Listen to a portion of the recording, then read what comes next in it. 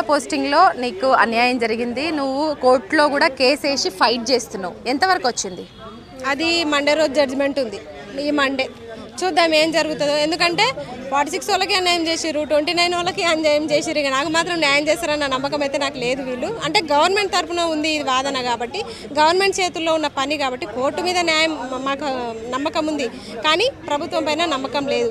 అది చేస్తారా చేయరా పక్కన పెడితే వీళ్ళు మాత్రం ఖచ్చితంగా డిఎస్సి గురుకుల మోడల్ స్కూల్స్ నోటిఫికేషన్ మాత్రం కలిపి జంబో అండ్ కాంబో నోటిఫికేషన్లో ఇవ్వాలని చెప్పేసి డిమాండ్ చేస్తున్నాం మేము. అప్పుడే కదా అస్మా నువ్వు బయటికి వచ్చింది, అంటే అక్కడ నీకు కొంత అన్యాయం జరిగింది, అంటే డిసెండింగ్ ఆర్డర్లో రావడం వల్లనే వేయడం వల్లనే నీకు కొంత నీ పోస్టింగ్కి కొంత ఆటంకం కలిగిందని బయటకు వచ్చావు. అప్పటి నుంచి నీ ఫైట్ ఎట్లుంది? అధికారులను ఎవరినన్నా కలిసినవా? ఇప్పుడున్నటువంటి కాంగ్రెస్ మంత్రులు కావచ్చు, లేదంటే స్కూల్ ఎడ్యుకేషన్ ఆఫీస్లో ఉండే వాళ్ళు కావచ్చు, ఎట్లా ఉంది వాళ్ళ స్పందన?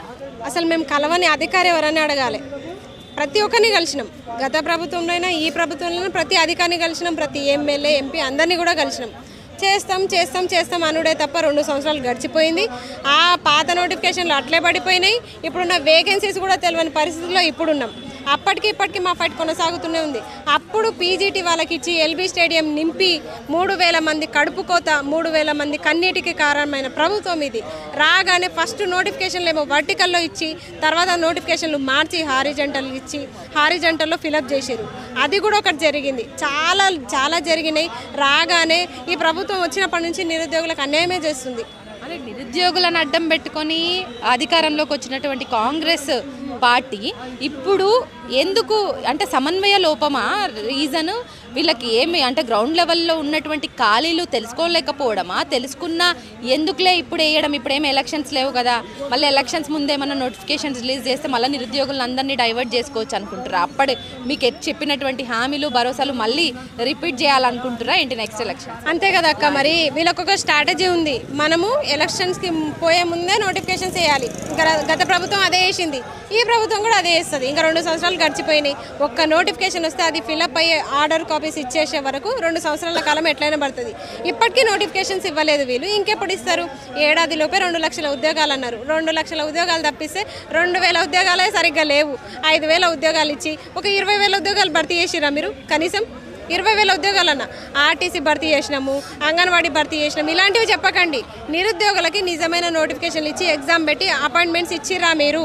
సో పక్క రాష్ట్రంలో అమలవుతున్నప్పుడు మన రాష్ట్రంలో ఉన్నటువంటి వ్యవస్థ ఎందుకు ఇట్లా చిన్నాభిన్నం చేస్తుంది నిరుద్యోగుల్ని? ఎందుకు మీ విషయంలో పక్క రాష్ట్రాన్ని కనీసం ఎందుకు వేరే విషయాలలో ఫాలో అవుతున్నప్పుడు నిరుద్యోగులకు న్యాయం చేసే విషయంలో ఎందుకు ఫాలో అవ్వలేకపోతుంది? మీరు పెట్టినటువంటి అంటే డిఎస్సి నిరుద్యోగుల సమస్యల్ని పరిష్కరించాలి అన్న డిమాండ్స్లో ఎస్పెషల్లీ నీ డిమాండ్ ఏంటి? 9 ప్రధానమైన డిమాండ్లను మీరు వ్యక్తపరుస్తున్నారు, అందులో నీ డిమాండ్ ఏంటి? నా డిమాండ్ కూడా అవే, ఆ 9 డిమాండ్లు నావి కూడా. ఎందుకంటే నేను అభ్యర్థిని. ఆ 108 జీవో రద్దు కావాలి ఫస్ట్ ఆఫ్ ఆల్. ఎందుకంటే అప్పుడు చంద్రబాబు ఉన్న కాలంలో, ఉమ్మడి రాష్ట్రం ఉన్న కాలంలో వచ్చిన జీవో అది. ఇప్పటికీ రాష్ట్రాలు మారినాక వేరుపడ్డ తర్వాత కూడా ఆ జీవోతో ఏం పని మనకి? జీవో మార్చుకోవచ్చు కదా, సౌలభ్యం ఉంది కదా మనకి. సవరిస్తారా, కొత్త జీవో తీసుకొస్తారా, బీఈడీ అభ్యర్థులకు ఎట్లా న్యాయం చేస్తారో చేయండి. ఆ జీవోని మాత్రం ఖచ్చితంగా రద్దు చేయాలి. 46 జీవో లెక్క, 29 జీవో లెక్క 108 జీవో కూడా బీఈడీ అభ్యర్థులకి చాలా నష్టాన్ని కలిగిస్తుంది. కాబట్టి ఈ జీవోని కూడా రద్దు చేయాలని చెప్పేసి నేను కోరుకుంటున్నా. ఇంకొకటి ఏంటంటే ఖచ్చితంగా డిఎస్సి గురుకుల మోడల్ స్కూల్స్ అనేవి కాంబో నోటిఫికేషన్ ఇవ్వాలి. ఎందుకంటే అక్క మీకు తెలుసు, సపరేట్ ఇవ్వడం వల్ల బ్యాక్లాగ్స్ ఎక్కువ ఉండిపోతున్నాయి. మాకు అవసరం లేదు, పక్క రాష్ట్రమైన ఏపీలో ఇస్తున్నారు ఆల్రెడీ, కాంబో నోటిఫికేషన్ ఇస్తున్నారు. దీని ద్వారా ఎక్కువ పోస్టులు ఉంటాయి, అలాగే ఎక్కువ మందికి ఉద్యోగాలు వచ్చే అవకాశం ఉంటుంది.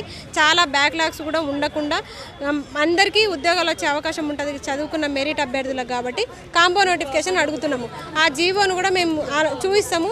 ఇప్పటికే ఆంధ్రప్రదేశ్లో 2 సార్లు ఇట్లా కాంబో నోటిఫికేషన్ ఇచ్చి ఎగ్జామ్ని నిర్వహించారు. అలాగే టెట్లో కూడా భాషా పండితులకి, బయోసైన్స్ వాళ్ళకి పేపర్ 2లో పేపర్ బిగా నిర్వహించాలి. అక్కడ నిర్వహిస్తున్నారు ఆల్రెడీ ఏపీలో నిర్వహిస్తున్నారు. ఆ జీవో కూడా ఉంది.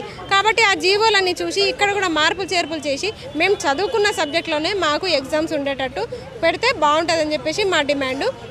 అలాగే వీళ్ళు ఆన్లైన్ ఎగ్జామ్ పెడుతున్నారు. ఒక అర్హత పరీక్షకి ఆన్లైన్ ఎగ్జామ్ అవసరం లేదు. సరే అట్లనైనా రాద్దామా అంటే మీరు 1000 రూపాయల ఫీజు పెట్టి 1000 రూపాయలు కట్టాలి. మళ్ళీ పైనుంచి 300 కిలోమీటర్లు పోవాలి. చేరుకుంటామా లేదా తెలియదు. బస్సు సౌకర్యం ఉంటుందా ఉండదా తెలియదు. ఛార్జీలు పెట్టుకొని పోవాలి. పురుషులైతే ఛార్జీలు పెట్టుకునే పోవాలి కదా. అంటే వీళ్ళ స్ట్రాటజీ ఏంటంటే ఇక్కడ 1000 రూపాయలు పెట్టి ఫీజు పెట్టి అప్లై చేసుకుంటారు. అటు ఛార్జెస్ వస్తాయి కదా. ఆర్టీసీలో కూడా వీళ్ళకి లాభాలు వస్తాయి కాబట్టి ఇట్లా దూరం వేసే అవకాశాలు ఉంటాయి. కాబట్టి దీని ద్వారా చాలామంది అభ్యర్థులు నష్టపోతున్నారు. ఎగ్జామ్కి సరైన సమయానికి పోలేకపోతున్నారు. అందుకే టెట్లో కూడా ఫీజు తగ్గించాలి, ఆఫ్లైన్ ఎగ్జామ్ నిర్వహించాలి. అలాగే బయోసైన్స్ వాళ్ళకి, భాషా పండితులకి పేపర్ బిని నిర్వహించాలి, సపరేట్గా నిర్వహించాలని చెప్పేసి మా డిమాండ్.